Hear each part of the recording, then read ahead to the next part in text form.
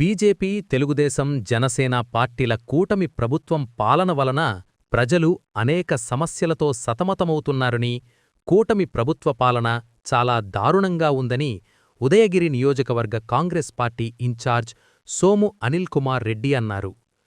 సోమవారం రాత్రి నెల్లూరులోని ప్రముఖ హోటల్లో ఏర్పాటు చేసిన మీడియా సమావేశంలో ఆయన మాట్లాడుతూ, ప్రజలను నాశనం చేయటమే కూటమి ప్రభుత్వం లక్ష్యంగా పనిచేస్తుందని అన్నారు. కూటమి ప్రభుత్వ పాలన ఇలానే కొనసాగితే రాబోయే రోజుల్లో ప్రజలు ఉప్పుకీ, పప్పుకీ కూడా అనేక కష్టాలు పడాల్సి వస్తుందని కూటమి ప్రభుత్వంపై ధ్వజమెత్తారు. మాజీ ముఖ్యమంత్రి వైఎస్ రాజశేఖర్రెడ్డి హయాంలో పేద ప్రజల కొరకు మహాత్మాగాంధీ జాతీయ ఉపాధి హామీ పథకాన్ని ప్రవేశపెట్టి పేద, బడుగు, బలహీన వర్గాల్లో ఆర్థికాభివృద్ధికి దోహదపడితే, నేటి కూటమి ప్రభుత్వం ఆ పథకాన్ని రద్దు చేసే యోచనలో ప్రజల ఆర్థిక స్థితిగతులపై దెబ్బకొట్టేందుకు ప్రయత్నించడం విడ్డూరంగా ఉందని అన్నారు. ప్రభుత్వం గురించి మాట్లాడుతున్నప్పుడు నాకు ఒక అంశం అర్థం కాదు. గడిచిన 100 సంవత్సరాల్లో లీటర్ పెట్రోల్ ధర ఎక్కడి వరకు స్టార్ట్ అయింది, ఎన్ని సంవత్సరాలకి అది 20 రూపాయలు 30 రూపాయలు అయింది. ఇవాళ చూస్తే దాదాపు 100 రూపాయలకి లీటర్ పెట్రోల్. ఎవరన్నా బైకులు నడిపేటువంటి పరిస్థితి ఉందా? అలాంటి పరిస్థితులు లేవు. పోనీ ఇంకొక అంశం చూస్తే ఈరోజు ఒక పప్పు ఉప్పు కొనే పరిస్థితి ఉందా? లేదు. కనీసం ఈరోజు మనం 100 రూపాయల నోటు తీసుకెళ్తే కానీ $1 వచ్చేటువంటి పరిస్థితి లేదు. అంటే భారతదేశం మొత్తాన్ని కూడా సర్వనాశనం చేయడానికి ఈ బీజేపీ ప్రభుత్వం కంకణం కట్టుకుంది. సర్వనాశనం చేయడం అంటే మీకు తెలియదండి. మీకు తెలియదు. నాశనం చేసినట్టు కానీ చేస్తున్నట్టు కానీ మీకు తెలియదు. అది ఎట్లా ఉంటుందంటే చాలా అద్భుతంగా చేస్తారు. అది మామూలుగా చేయరు. ఎలాంటి అద్భుతంగా చేస్తారంటే అది మీ ఊహకి కూడా అందని విధంగా చేస్తారు. సింపుల్ ఒక చిన్న ఎగ్జాంపుల్ చెప్తా చూడండి మీరు. ఇక్కడ ఇవాళ మన ఎలక్షన్స్ వచ్చాయి అంటే మనం ఇంత దూరం మాట్లాడకూడదు, కానీ సందర్భం వచ్చింది, ప్రజలకు తెలియాలి అంశం.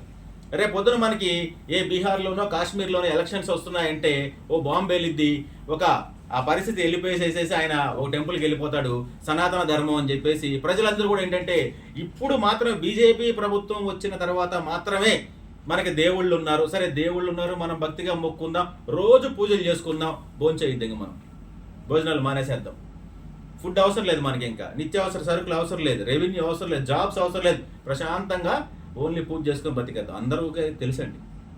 ప్రతి ఒక్కరూ సనాతన ధర్మాన్ని కాపాడు, ఎందుకంటే ధర్మాన్ని కాపాడితే అది మనల్ని కాపాడుతుందని ప్రతి ఒక్కరికి తెలుసు.